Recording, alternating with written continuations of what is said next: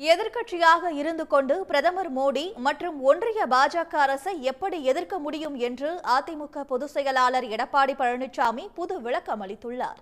தேர்தல் பிரச்சார கூட்டங்களில் எடப்பாடி பழனிசாமி பாஜகவையும் அக்கட்சியின் தலைவர்களையும் விமர்சித்து பேச அஞ்சப்படுவதாக முதலமைச்சர் மு.க.ஸ்டாலின் உள்ளிட்ட தலைவர்கள் விமர்சித்து வருகின்றனர். இந்த நிலையில் சோழிங்கரில் நடைபெற்ற பொதுக்கூட்டத்தில் அரக்கோணம் அதிமுக வேட்பாளரை ஆதரித்து எடப்பாடி பழனிசாமி பரப்புரை மேற்கொண்டார். அப்போது பேசிய அவர், எதிர்க்கட்சியாக இருந்து கொண்டு ஒன்றிய பாஜக அரசை எப்படி எதிர்க்க முடியும் என்று பழனிசாமி வினோதமான விளக்கத்தை அளித்தார். எடப்பாடி பழனிசாமி மோடி எதுக்க மாட்டேங்கிறாரு, அவரை கண்டா பயந்துட்டு இருக்கான்னு. என்னப்பா எதுக்கிறது? நாங்களா ஆட்சியில் இருக்கிற எதுக்கிறதுக்கு? எங்க ஆட்சியில் இருக்கிற தானே எதுக்கு வேணும்? எதிர்கட்சியில் போய் என்ன எதுக்க முடியும்? காவிரி நதிநீர் பிரச்சனை, உச்சநீதிமன்றம் தீர்ப்பு அளிக்கப்பட்டு விட்டது.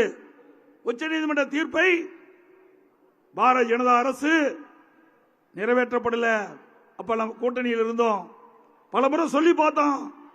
ஆனா தீர்ப்பின் அடிப்படையில் அவர்கள் அமல்படுத்தாத காரணத்தினால 22 நாட்கள் அனைத்து இந்திய அண்ணா திராவிட முன்னேற்ற கழகம் நாடாளுமன்றத்தில் குரல் கொடுத்து ஒத்திவைத்த கட்சி அதிமுக கட்சி.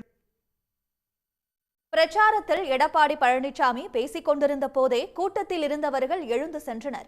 காலி இருக்கைகளின் முன்பாக எடப்பாடி பழனிசாமி தொடர்ந்து உரையாற்றியதை கண்ட அதிமுகவினர் அதிர்ச்சி அடைந்தனர். உடனுக்குடன் செய்திகளை தெரிந்து கொள்ள சன் நியூஸ் பெல் ஐகானை கிளிக் பண்ணுங்க.